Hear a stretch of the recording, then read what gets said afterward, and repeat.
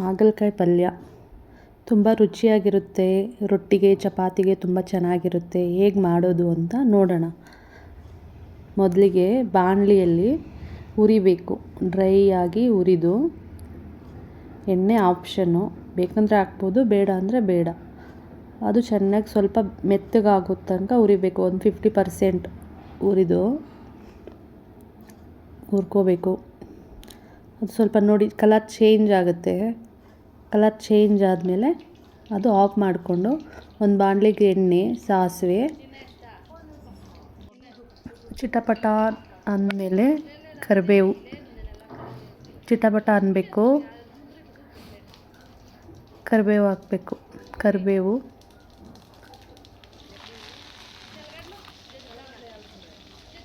ಕರಿಬೇವು ಸ್ವಲ್ಪ ಬಾಡಿಸ್ಬೇಕು. ಬೆಳ್ಳುಳ್ಳಿ ಅದು ಫ್ರೈ ಆಗಬೇಕು. ಆಮೇಲೆ ಈರುಳ್ಳಿ ಹಾಕಿ ಹುರಿಬೇಕು. ನಾನು ಉಪ್ಪು ಇವಾಗ ಹಾಕಿಲ್ಲ. ಚೆನ್ನಾಗಿ ಹುರಿಬೇಕು. ಅದು ಕಲರ್ ಚೇಂಜ್ ಆಗೋ ತನಕ ಹುರಿಬೇಕು.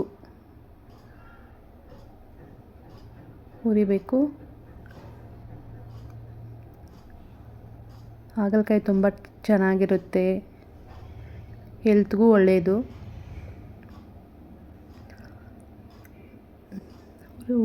ಹುರಿತಾ ಅದು ಕಂದು ಬಣ್ಣ ಬರಬೇಕು.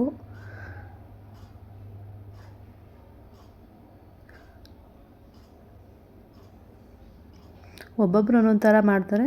ನಾನು ಮಾಡೋ ಥರ ಚೆನ್ನಾಗಿರುತ್ತೆ. ಅನ್ನಕ್ಕೂ ತಿನ್ಬೋದು. ಟೊಮೊಟೊ ಹಾಕ್ಕೋಬೇಕು. ನೋಡಿ, ಈರುಳ್ಳಿ ಆ ಥರ ಫ್ರೈ ಆಗಬೇಕು. ಆಮೇಲೆ ಟೊಮೊಟೊ ಹಾಕಬೇಕು. ಟೊಮೊಟೊಗೆ ಇನ್ನೊಂದು ಜಾರಿಗೆ ಕೊತ್ತಂಬರಿ ಸೊಪ್ಪು, ಹುಣಸೆಹಣ್ಣು, ಸ್ವಲ್ಪ ಕಾಯಿ ತುರಿ ಹಾಕಿ ನೋಡಿ, ಈ ಕಡೆ ಹುರ್ಕೋತಾ ಇದ್ದೀನಿ.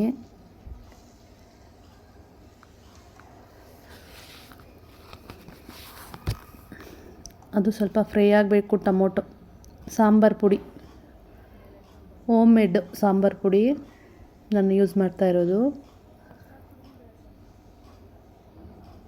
ಅದನ್ನು ಪೇಸ್ಟ್ ಮಾಡ್ಕೋಬೇಕು, ರುಬ್ಕೋಬೇಕು.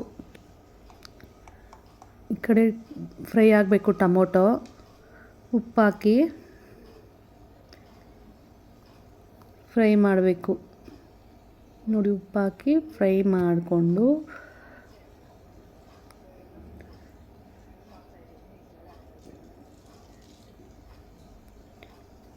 ಹುರಿಬೇಕು.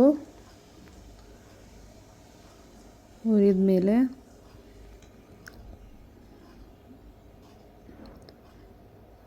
ಹಾಗಲಕಾಯಿ ಚೆನ್ನಾಗಿ ಮಿಕ್ಸ್ ಆಗಬೇಕು. ನಾವು ಟೊಮೊಟೊ, ಈರುಳ್ಳಿ ಎಲ್ಲ ಮಿಕ್ಸ್ ಆದಮೇಲೆ ನಾವು ಹುರಿದಿಟ್ಕೊಂಡಿರೋ ಅಂಥ ಹಾಗಲಕಾಯಿನ ಹಾಕಬೇಕು. ಹಾಕಿ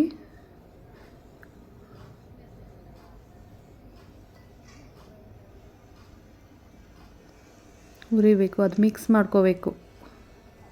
ಅದು ಮಿಕ್ಸ್ ಆಗಬೇಕು.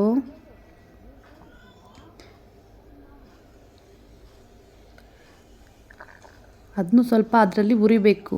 ಟೊಮೊಟೊ, ಈರುಳ್ಳಿ ಫ್ರೈ ಜೊತೆ ಇದನ್ನು ಸ್ವಲ್ಪ ಹುರಿದು ರುಬ್ಬಿಟ್ಕೊಂಡಿರೋ ಅಂಥ ಮಸಾಲೆನ